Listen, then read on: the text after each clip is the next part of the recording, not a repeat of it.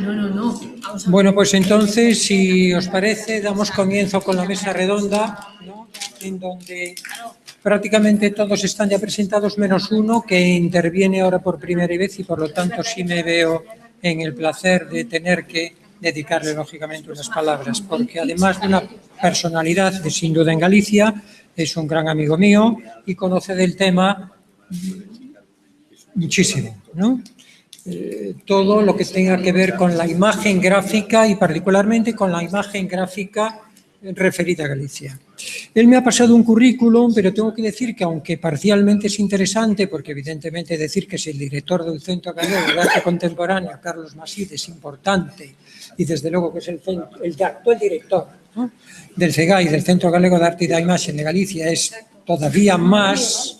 Después me lo ha rellenado con algunas cosas que quizá a lo mejor para el perfil de nuestras cosas no nos interesa tanto. Por ejemplo, que ha hecho un libro sobre la empresa de Estrella de Galicia, que sin duda es muy interesante. No, bueno, no, yo no he hecho ningún currículum. Yo estoy en contra, quiero aclarar que yo no le mandé ningún currículum porque yo estoy en contra de los currículums. Y dado el momento que vivimos, hablar de un currículum es poder acabar en Carabanchel. Entonces, mejor no decir nada, vamos a ser honestos. Pero y además, para mí el currículum es lo que no he hecho. Es decir, lo que me gustaría hacer y no he podido hacer o he metido la pata. He publicado muchos libros, muchas cosas, pero que no diga nada. Yo estoy aquí porque soy amigo de él y después de 12 años de colaborar con el Consejo, es la primera vez que me dejan hablar. Entonces, he venido muy contento. Y ahora lo comprendemos, porque eres una persona difícil de controlar. Efectivamente,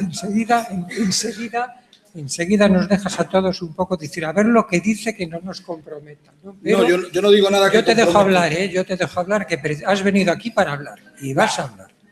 Bueno, yo lo que voy a hablar es de la fotografía gallega, de la fotografía y el cine gallego del siglo XIX, que es totalmente desconocido. Es decir, siempre se ha dicho que las primeras fotos de Galicia se hacen con motivo del viaje de Isabel II, un viaje publicitario que hace en el verano, al final del verano de 1858, porque había habido unas hambrunas en todo el norte de España y ya sonaba la Primera República. Traen a la reina por toda Galicia, le pegan un paseo por Galicia, Asturias y León, pero ya antes, entonces con tal motivo, la ciudad de Santiago le regala un álbum con 20 y tantas fotos en 1858, que después veremos un par de ellas, y hasta este momento eran las fotografías más antiguas de Galicia. La verdad que no es verdad, porque en Galicia siempre hablamos de tópicos, y el tópico en lo que vamos a hablar es terrible. Es decir, las primeras fotografías que tenemos de Galicia son de Ferrol, 5 o 6 años antes. ¿Por qué?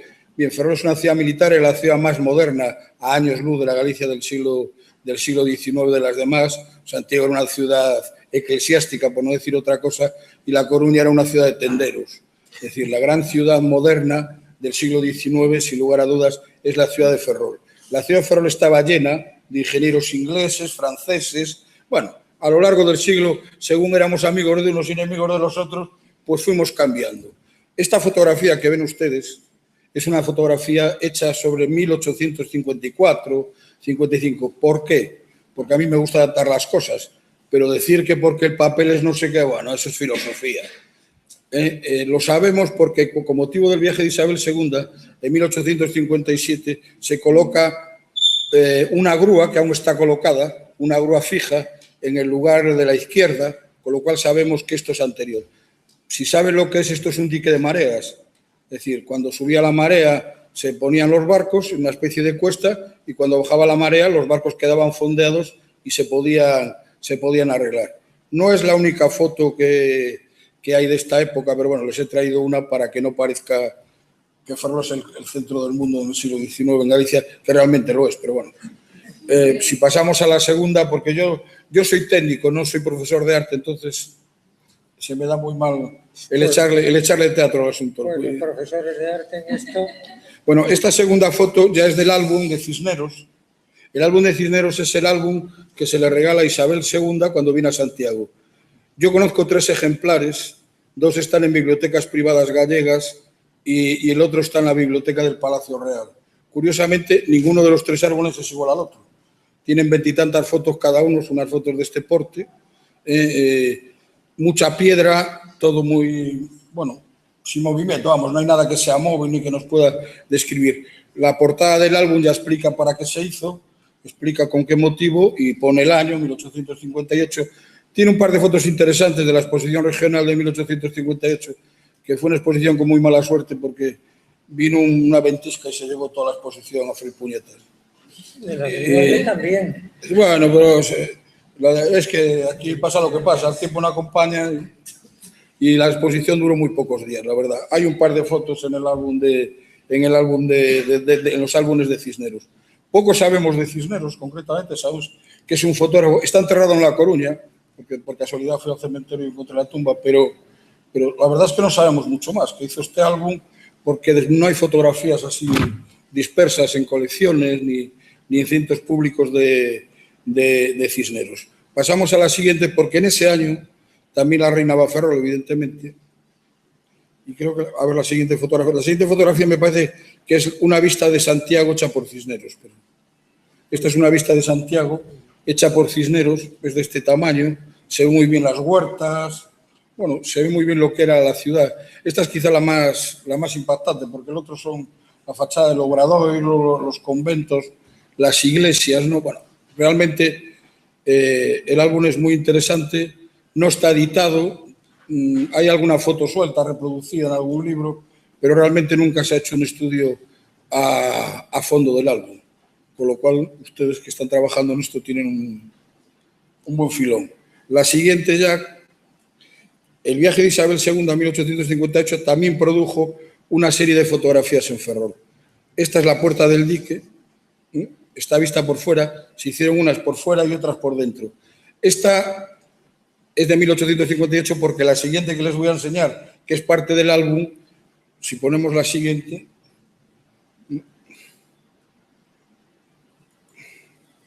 esto es la puerta de Isabel II que se llama en Ferrol. Esta sí que la podemos datar porque esta puerta estaba en el Arsenal de la Graña, se traslada a Ferrol a principios de 1858 para que la inaugure Isabel II.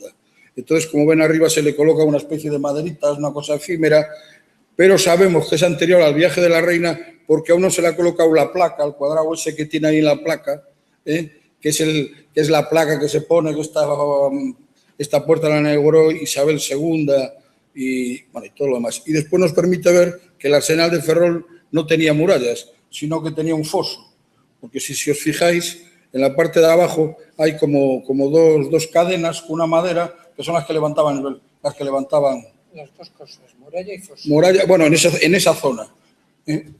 Al final se quitó el foso porque olía muy mal, por eso a Ferrol se le llama popularmente Villapodre, por lo mal que olía, porque todas las letrinas y todas las cloacas iban ahí. Es decir, olía muy mal la ciudad. Para evitar eso, se hizo el alcantarillado y se quitó todo el foso, que ahora se está recuperando. No sé para qué, pero... bueno, esto me lleva a hablar que en 1858, con motivo de Isabel II, de Larradi Delgado, escribe un libro muy interesante sobre el viaje. Curiosamente, de Larradi Delgado no viene a Galicia. ¿Cómo escribe y cómo sabe? Pues por medio de los fotógrafos. En el mismo libro, si ustedes lo leen, habla de que una serie de fotógrafos vienen a Galicia en 1858 a fotografiar Galicia para mandar las fotografías a Madrid y poderse publicar en las revistas y periódicos de la época. Él utiliza todas estas fotografías que estamos viendo, y muchas más, que hay muchísimas, pero como en aquel momento aún no se podían reproducir en libro la fotografía, convierten las fotografías en litografías. Les he traído una, la del Arsenal de Ferrol, que esta es una litografía del libro de Larradi Delgado. También está ahí, pero para que la vean en grande. Esta es la fotografía, esta es la litografía que se hace de la fotografía. Entonces, todo el libro de Larradi Delgado, del viaje por el norte de España, tiene una colección de litografías, pero realmente estas litografías ya se hacen de fotografía y ya empieza a ponerse litografía realizada desde una fotografía. Esto ahorraba mucho dinero porque los litógrafos no tenían que trasladarse de un lugar a otro, mandaban a un fotógrafo y a partir de ahí, digamos que empieza a decaer la litografía como parte esencial en los libros y empieza la fotografía. El primer problema que se tiene es que las litografías, se tenía mucho conocimiento, eran fáciles de reproducir el libro, pero en cambio las fotografías eran muy complejo. No se sabía cómo reproducirlas bien el libro, con lo cual hay como una etapa, digamos, de transición en litografía, fotografía, hasta que al final la fotografía evidentemente vence a la litografía. De hecho, en el siglo XIX, muchos de los primeros fotógrafos, curiosamente, se llamaban fotógrafos pintores. Firmaban las cosas y los anuncios ponía fotógrafo pintor. Una cosa que, bueno, ¿por qué? Bueno, porque pintaban, fotografiaban, mezclaban. Me olvidé de decirlo, pero cuando habló mi compañera de los orígenes de la fotografía, en Galicia no conozco ningún daguerrotipo hecho aquí, ni ninguna. Lo que sí conozco es daguerrotipos de nobles gallegas, hechas en pequeñas cosas, bueno, una serie de cajas que se hacían con un cristal, pero bueno, que si están hechos aquí o no, no lo sé. Lo que sí sé es que la prensa de los años 40 de Galicia anuncia la llegada de este tipo de personajes, de fotógrafos, y se ofrecían a las grandes fortunas, porque realmente era muy caro hacer una fotografía por ese procedimiento para realizar fotografías. En los años 60, bueno, seguimos un poco para adelante si quieres, me han dicho un cuarto de hora, van 10 minutos. Esta fotografía es otra fotografía. Esto es las primeras fotografías que tenemos en España de un ferrocarril. En el arsenal de Ferrol, de los años 50, antes de que existiera el ferrocarril Barcelona-Mataró, se construye un pequeño ferrocarril, ya ven ustedes las vías. Esas vías que llevaban unas vagonetas con carbón, era una locomotora pequeña de carbón que llevaba el carbón hacia Herrerías, que era donde trabajaban los ferreiros, para poder construir las piezas de los barcos. Esta creo que es la primera fotografía que existe en España de una vía de ferrocarril. Siento que sea todo el arsenal de Ferrol, pero que es la verdad. ¿Esto qué es? Es lo que vimos antes. Esta es la litografía que les dije, ahora la pueden ver ahí. Se hicieron veintitantas litografías en el libro de la Red y Delgado. Hay otro libro anterior, que como habló mi compañera, antes de venir Isabel II, viene el cuñado, que es el duque de Montpensier, viene a Galicia y publica un libro que es Viaje de los duques de Montpensier por Galicia. El libro ya trae un fotógrafo, pero también se realiza una serie de litografías así de grandes, que por cierto están hechas en Santiago por Ostenberger, fantásticas, pero es 2 años antes del viaje de Isabel II. Les cuento una anécdota: en muchas ciudades de Galicia no había dinero para recibirlos y entonces entre todos los vecinos de la ciudad juntaban muebles y la mejor casa del pueblo les ponía una casa muy elegante para que pudieran vivir los duques de Montpensier aquí durante su estancia en Galicia, preparando el viaje de Isabel II. Seguimos y la siguiente, ya en los años 60, por ir rápido, viene Thurton Thompson, que ya habló mi compañera Galicia, que dijo unas cosas preciosas de Thurton Thompson, una poesía maravillosa, pero Thurton Thompson y el equipo que vino nos vino a hacer la puñeta, porque es la verdad. ¿Por qué? Porque ¿a qué vino? A hacer el vaciado del Pórtico de la Gloria. ¿Qué conllevó eso? Pérdida del colorido que tenía el pórtico, que ahora se está recuperando. Curiosamente, la semana pasada estuve en Londres porque, como hemos publicado el libro de Thurton Thompson, con todas las fotos que hizo, tiene ustedes un ejemplar completo en la biblioteca de la Catedral de Santiago, y también existen en algún archivo gallego también existe, y también hay algunas, me parece que en la Biblioteca Nacional y en el Arbel de Londres también. Por cierto, el del Museo de Londres está en reparación y está cerrado, no se puede ver. Pero bueno, está como de aquí. Ahora ya se puede ver también. Nos hemos adelantado. Pero bueno, la realidad es que las fotos de Thurton son fantásticas. Tiene unas fotos de Santiago y sobre todo tiene una intensidad. Bueno, después si quieren ver, este es el libro que editamos en el CEGAI, porque algunas veces hacemos algo de fotografía. Y después, en los años 70, volvemos a la arqueología industrial. La construcción del dique de la Campana en el arsenal de Ferrol supuso un hito en la construcción. Es la mayor obra hidráulica española del siglo XIX. Vinieron todos los fotógrafos y todos los periodistas de toda España porque se corrió la voz que aquello se iba a caer el día de la inauguración. Y hay toda la prensa de la época refleja a finales de los 60. Es el primer dique que se hace en España con cemento. Bueno, pues hay una colección de fotografías fantásticas sobre la construcción de este dique. Se ve a las mujeres cargando con peneiras la tierra. Los hombres escarbaban y las mujeres ponían en la cabeza, llevaban una cesta y fueron sacando la tierra así de todo el agujero del vaciado que hicieron del dique. Existe una colección de fotografías, les he traído 2. de una colección que existe en Ferrol. Todas estas fotos quiero decir que son de una colección privada, con lo cual se pueden poner aquí, no hay problema ninguno. No sé si... ¿Cuál es la fecha? Sí, 1869. Entonces, 78 me parece que es. Esto es cuando ya está excavado, pero si se fijan, aún le queda la otra zona de atrás, que después la tiran y construyen lo que se llama un barco grúa, que es un barco puerta. Es una puerta que se coloca y que es un barco. Entonces cierran y después quitan el agua. También quiero decirles que desde finales del siglo XVIII, Ferrol es la primera ciudad gallega que tiene vapor, y es la primera ciudad, ¿para qué? Pues para vaciar el dique.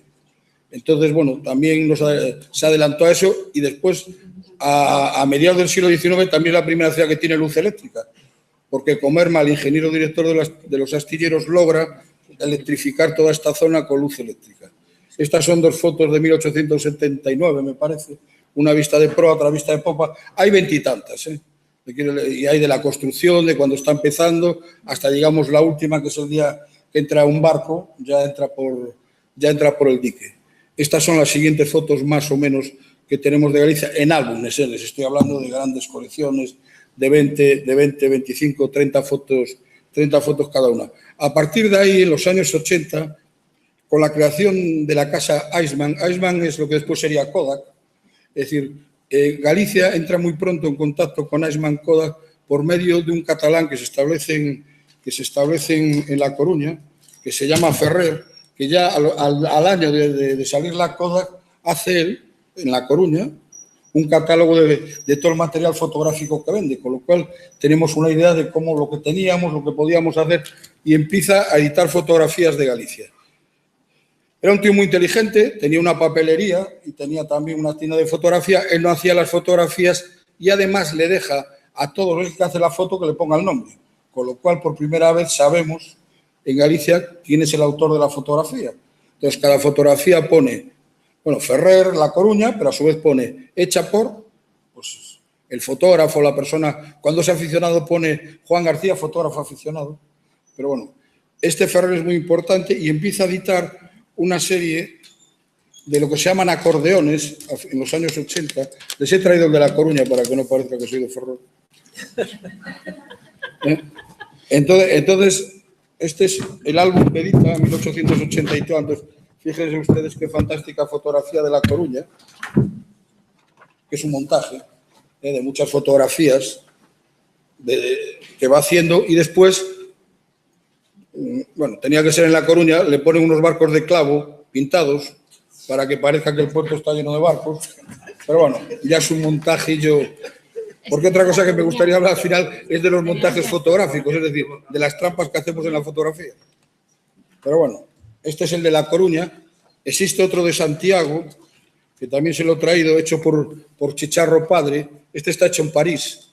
Es muy interesante porque podemos ver cómo era la Catedral de Santiago antes de quitar el pórtico de madera, que se trasladó, me parece, que a San Martín Pinarillo después, ¿no? El coro de madera. El coro de madera. San Martín Pinarillo. Pero aquí está aún en medio de la catedral y vemos, claro, todo lo que entorpecía la visión de la catedral y todo lo que conllevaba.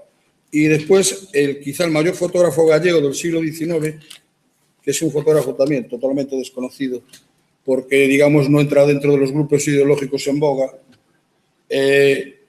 está en Ferrol y edita en un procedimiento nuevo que se hace por medio de unas ceras. No lo edita aquí porque en Galicia no se podía editar, pues edita lo mismo, un álbum de 40 fotos de Ferrol, que se hace por un procedimiento con ceras. Esto permitía, no sé, bueno, lo estoy viendo, pero les tendría que dar la vuelta. Para que se hagan una idea, esto, la plancha duraba solo 400, 500 pasadas, porque la plancha se iba deshaciendo. Entonces hay muy pocos ejemplares de todos estos libros, porque realmente eran, bueno, entre libros turísticos y de coleccionista y de no sé qué. Después también tenemos fotos científicas. Un médico que era naturalista, Víctor Loperseone, que es el que escribe en la historia de Murguía la parte de historia natural, era fotógrafo aficionado, muy rico, tenía mucho dinero, por lo cual tenía muchas posibilidades de comprar material nuevo. Realiza docenas de fotografías de animales, de especies que él cree que descubre. Bueno, y tenemos una colección de fotografías del siglo XIX en Galicia, pues de animales, de lo que le gustaba, lagartos. Es el único español que se escribe con Charles Darwin. Hay unas cartas entre Charles Darwin y él, explicándole lo que va descubriendo la Darwin. Hace trampas, porque cambia las fechas para ser el descubridor cuando realmente no sé, pero bueno, esas son pequeñeces de artista. Entonces podemos llegar así más o menos a tener una idea de lo que es la fotografía, cuarto de hora, la fotografía gallega del siglo XIX, digamos, en nuestra zona de influencia. Les voy a hablar un minuto de cine, ya que soy el director de la Filmoteca de Galicia. En diciembre de 1825, los hermanos Lumière presentan en París el invento del cine. Los hermanos Lumière no eran tan generosos como contó mi compañera con la fotografía y lo que quieren es acaparar ellos todos y no sueltan, vamos, ni prenda. No dejan, no venden una máquina, no le enseñan a nadie el invento, controlan ellos todo. Entonces ponen delegaciones por todo, por los alrededores de Francia. Ponen una en Barcelona y ponen otra en Porto.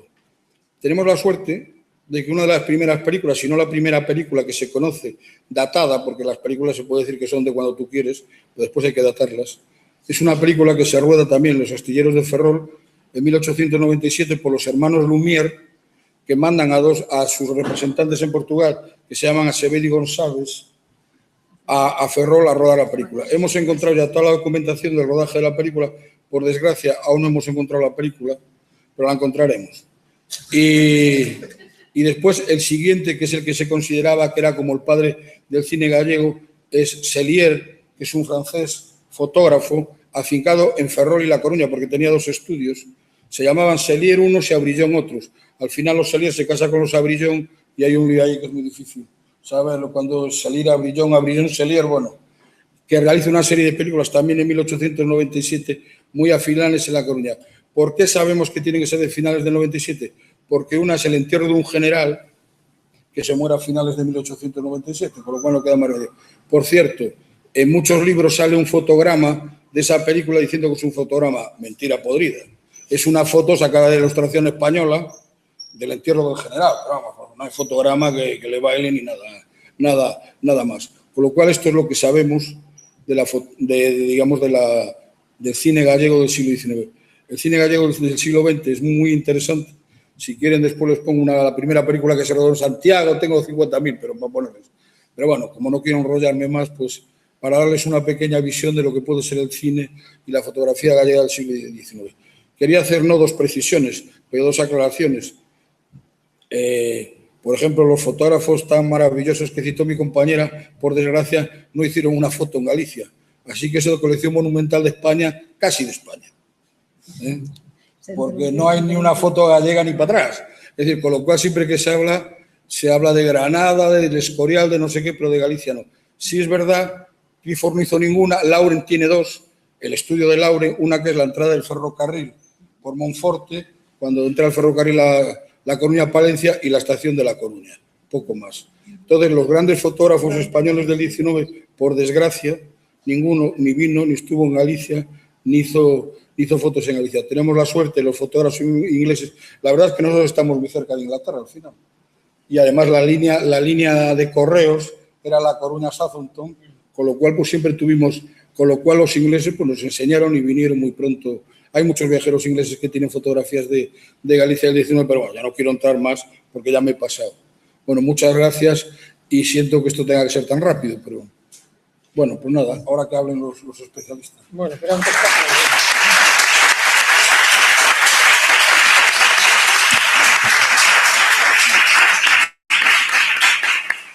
Bueno, si quieren preguntarme algo, y sé, porque eso es más difícil. Soy sordo, entonces si no me habla alto y por este oído no oigo nada. Perdón.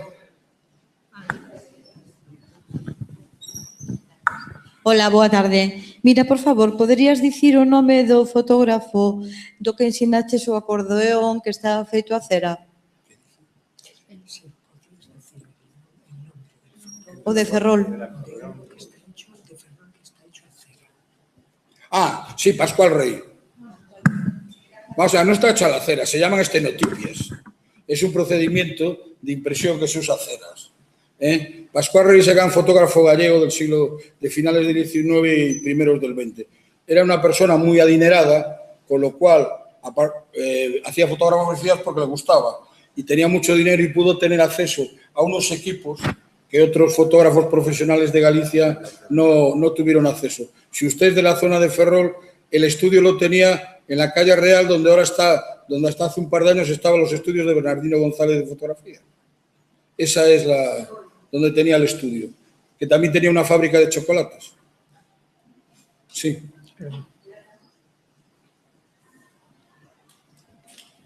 ¿Más preguntas? Sí, hay...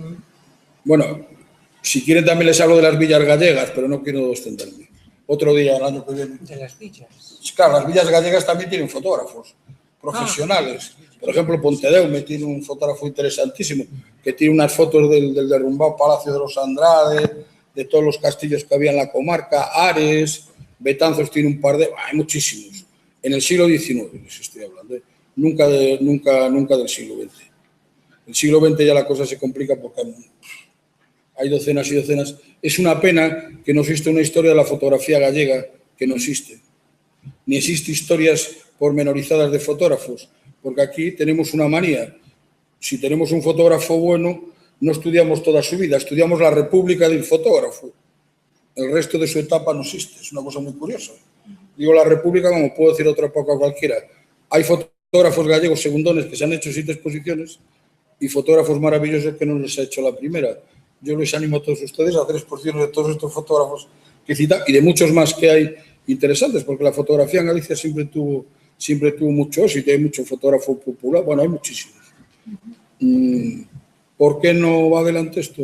En Galicia no hay ningún centro de fotografía, nosotros somos realmente la Filmoteca de Galicia, todos los museos gallegos tienen departamentos de fotografía, con lo cual todo es pues el reino de taifas. Yo tengo las mías, tú tienes las tuyas, el otro tiene las otras, pero realmente no sabemos en conjunto todo lo que puede existir en los museos. Otra ventaja que tenemos en Galicia es la gran cantidad de colecciones privadas buenas que hay. Pero como la universidad siempre se mira al ombligo, no tiene contacto nunca con estas colecciones privadas, salvo el señor que tengo aquí al lado.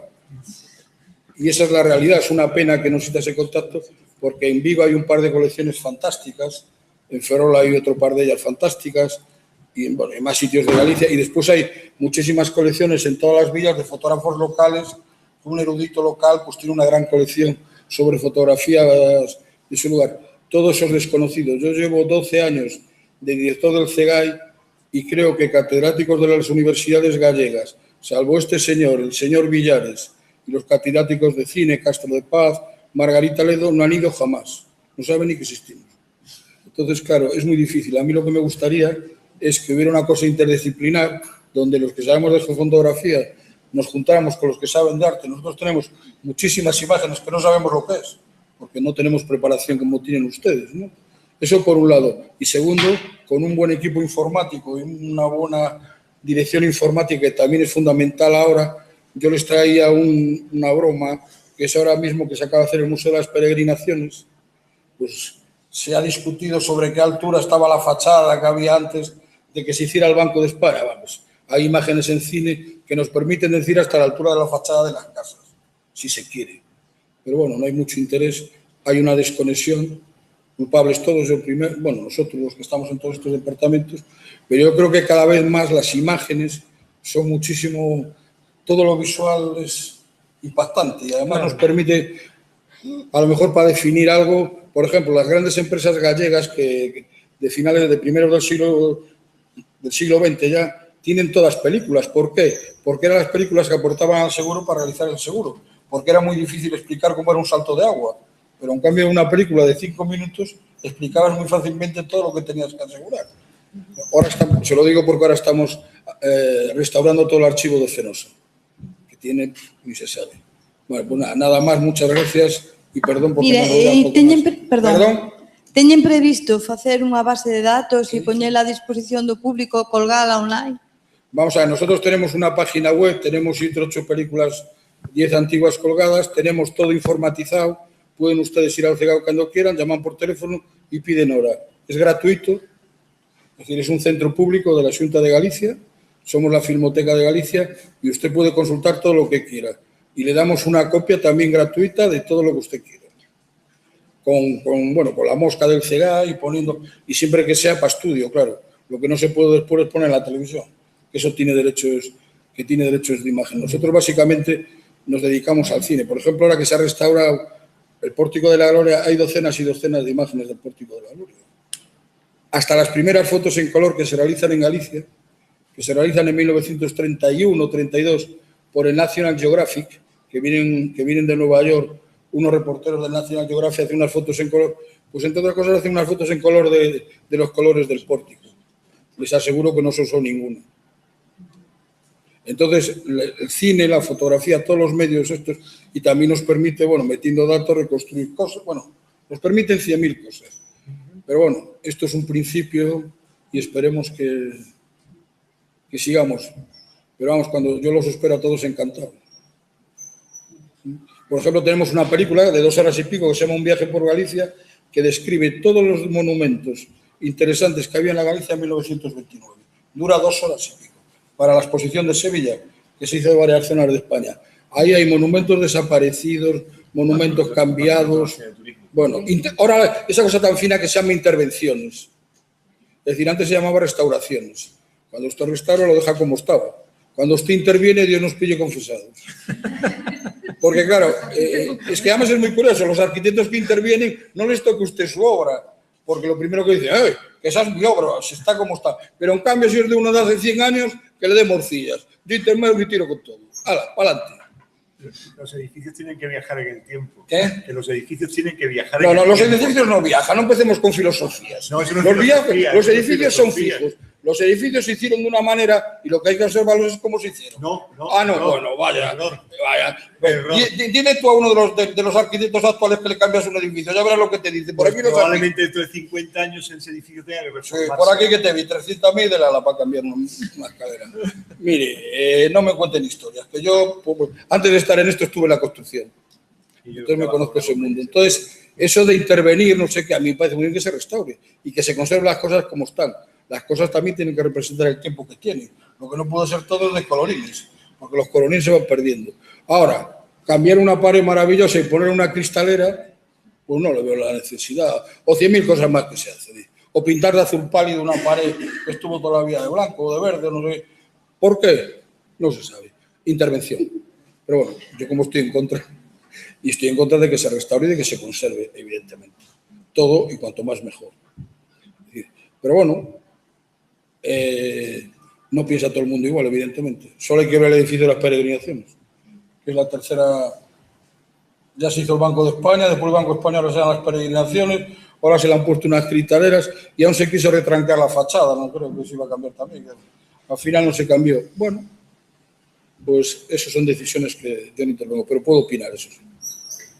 Pues nada, muchas gracias y ya que hablen mis compañeros, que yo ya me voy a bastante. Bueno, muy interesante la intervención de Guillermo. A propósito de, efectivamente, no es que Thurston Thompson era un magnífico fotógrafo, que por cierto, muchos de ellos morían. Es que no. Thompson, que era un magnífico fotógrafo y que murió como muchos fotógrafos, probablemente quizá Clifford también murió de lo mismo, morían envenenados por la inhalación de los gases y a veces del contacto con las películas que tenían plata, ¿no? Y es verdad que efectivamente una de las intenciones de Robinson era encargar un duplicado, una copia, un vaciado del Pórtico de la Gloria. Pero es que a Clifford en Madrid le encarga que haga las fotografías nada más, nada menos que del tesoro del Delfín, con la intención de dar un cambiazo de las piezas del tesoro del Delfín con unas piezas de cristales venecianos de estos de Murano. Esa era la verdadera intención de las fotografías del tesoro del Delfín. En este mundo la golfería es más nacional. Era un listo. Hombre, llevarse el pórtico era complicado.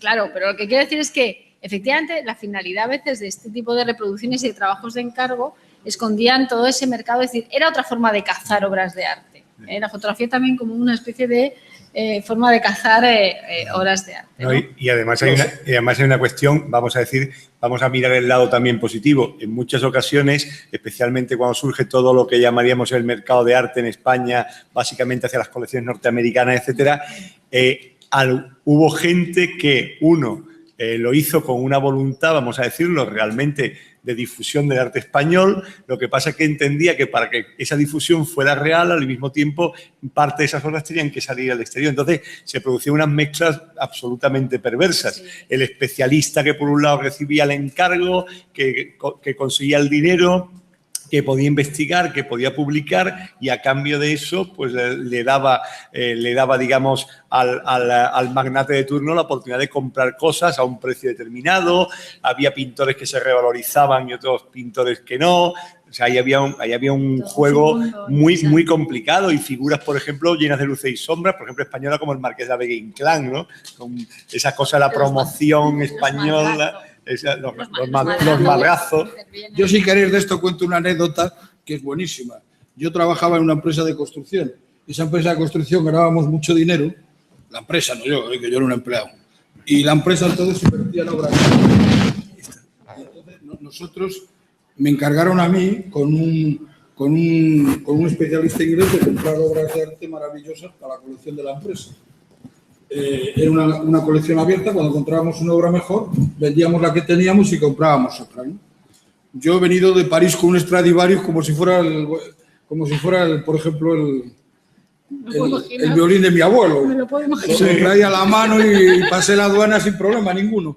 Pero bueno, no había problemas, ¿no? Pero recuerdo un caso que es muy bueno, que compramos un cuadro de Goya, concretamente un cuadro fundamental de Goya, y se lo llevó el jefe a la casa, a su casa. Pero como la mujer no sabía que ganaban tanto dinero, le dijo que era una copia. Y entonces, la señora lo colocó en la casa y tal. Y cuando se separó del marido, la señora metió en el trastero el cuadro, porque le recordaba al marido y no sé qué. Con tan mala suerte que le robaron el cuadro del trastero. Y se organizó la Mari Morena, porque el cuadro era una de las obras fundamentales de Goya. Esto ha pasado hace 15 años, ¿eh? Bueno, no, 15 no, que llevo aquí 25. Y entonces, bueno, a partir de ahí se organizó la Mari Morena. Entonces, las obras de arte es que no hay nada que pueda valer 6.000 millones de pesetas que se lleve, que ocupe esto. Es decir, claro, es una cosa tan... Las grandes empresas, los grandes empresarios... yo participé en la última compra grande que hizo el Museo del Prado. El Museo del Prado compró un cuadro de Goya, la Condesa de Chinchón. Sí. La Condesa de Chinchón, que se compró en 3.000 millones de pesetas de la época.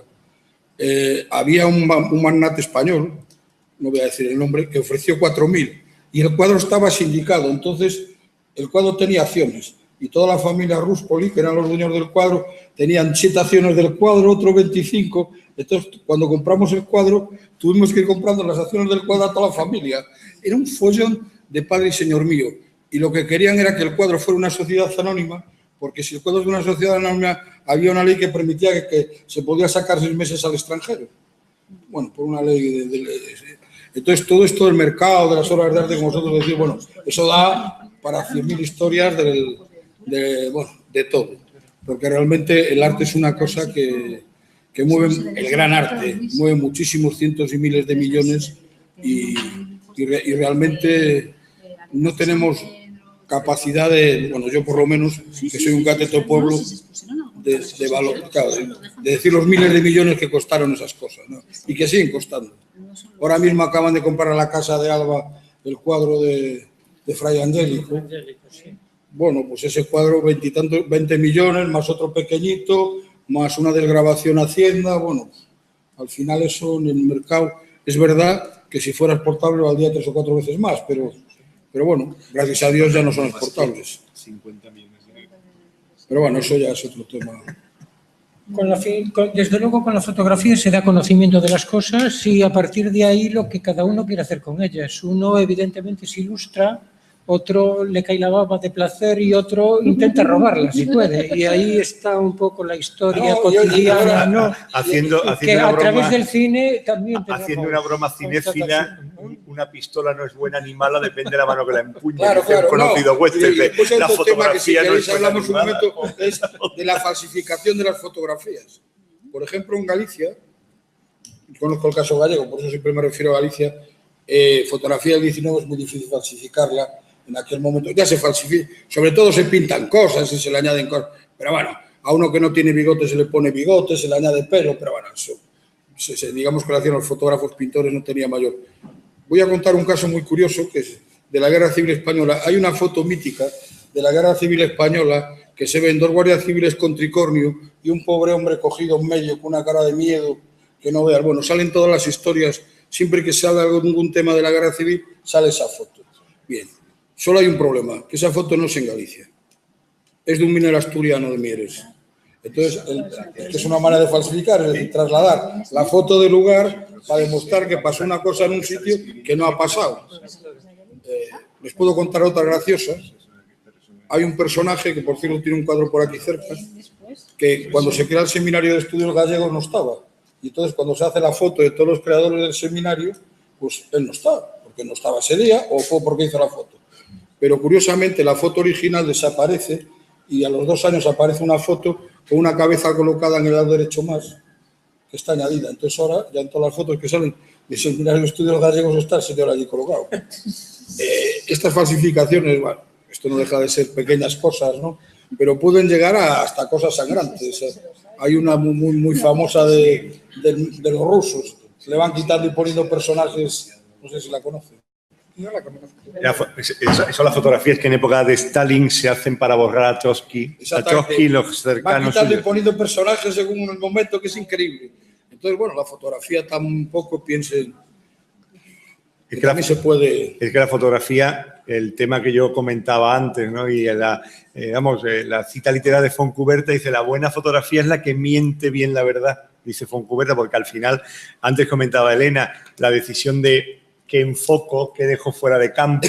Lo que pasa es que le damos a la fotografía el estatus de verdad, como pasa con el cine documental. Ahora ya vivimos también acostumbrados a la época de los falsos documentales, en el sentido de que ya hay documentales donde de pronto es a decir, oye, ¿realmente esto ocurrió o es una manipulación? Hombre, lo que pasa es que se le da, claro, el problema está, dice, bueno, como la fotografía se supone que es un acto mecánico y como el registro del cine es un registro mecánico, yo no puedo, hablo en la época pre-Photoshop, vamos a decirlo de ese modo, pero realmente lo que tienes es un prestigio, tiene el prestigio de decir la verdad, pero es simplemente un prestigio.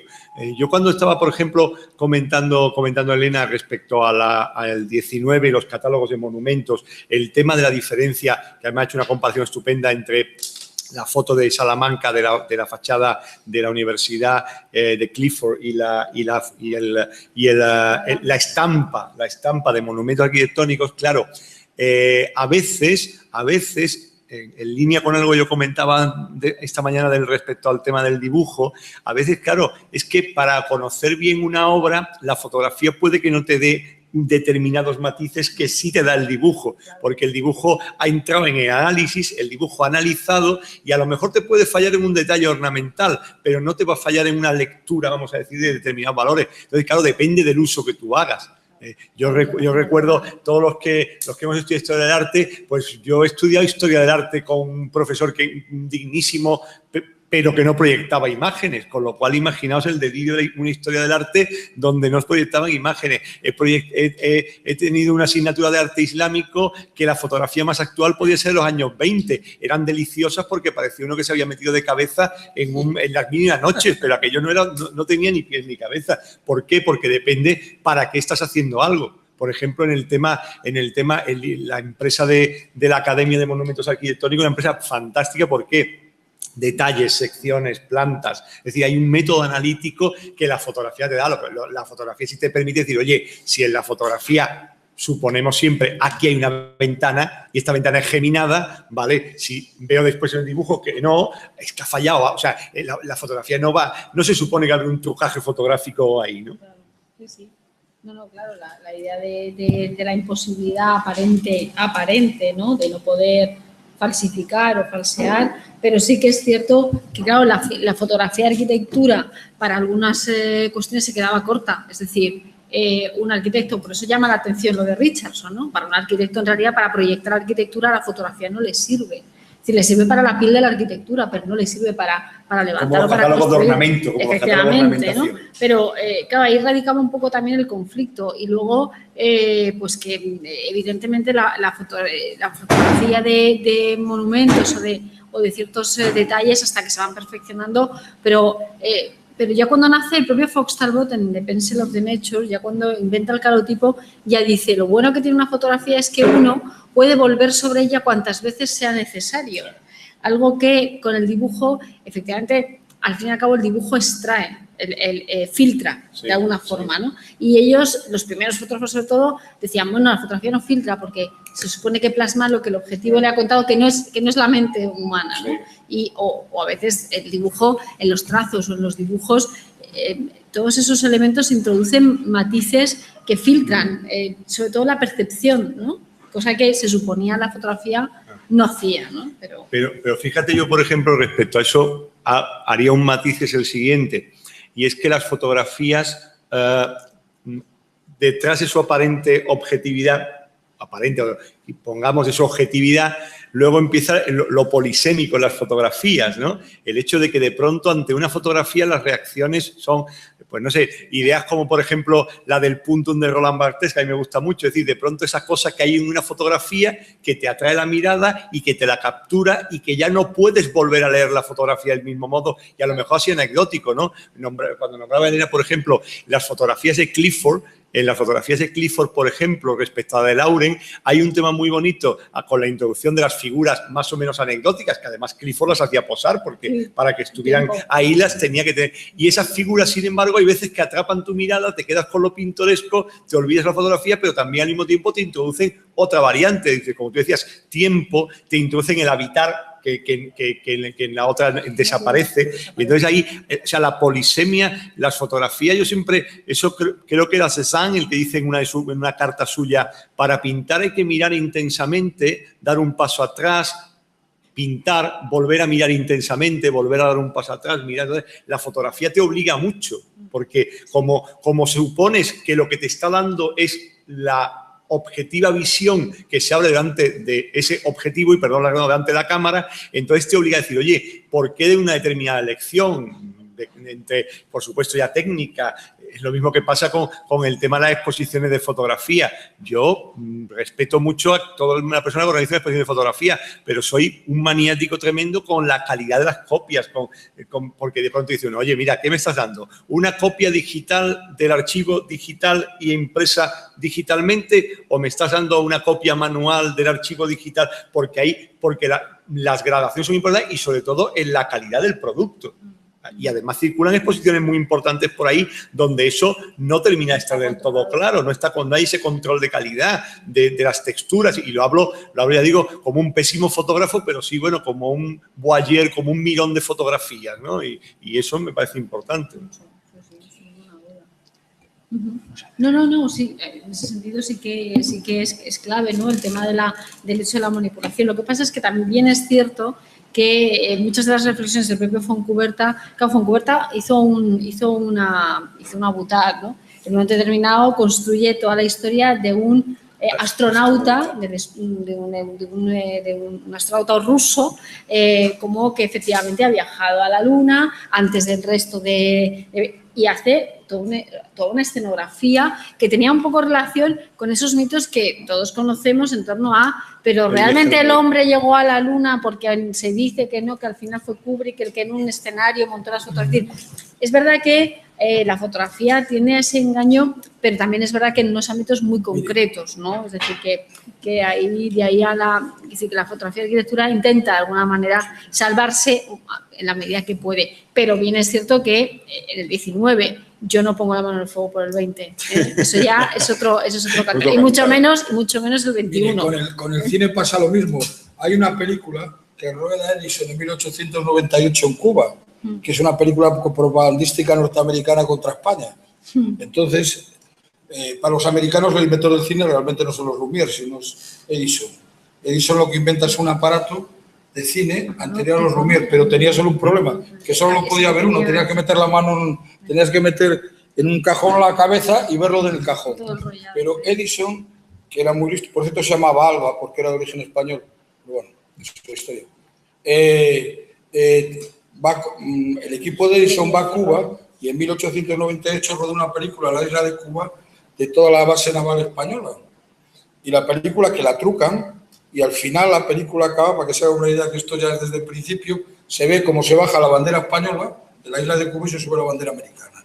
Esto 6 meses antes de que estalle el conflicto, la guerra, porque realmente es la última guerra española, que no nos matamos nosotros mismos, sino que nos matamos con otros de fuera. la guerra hispanoamericana, ¿no? Por Sí, Cuba. sí.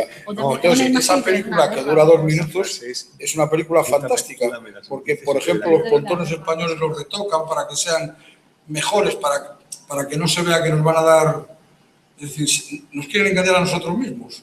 Entonces, siempre ha habido esas cosas, ¿no? Pero bueno, pero yo creo que al final... Como decían dijo Jean-Luc Godard de los Lumière, dice, los Lumière no inventan el cine, inventan la taquilla.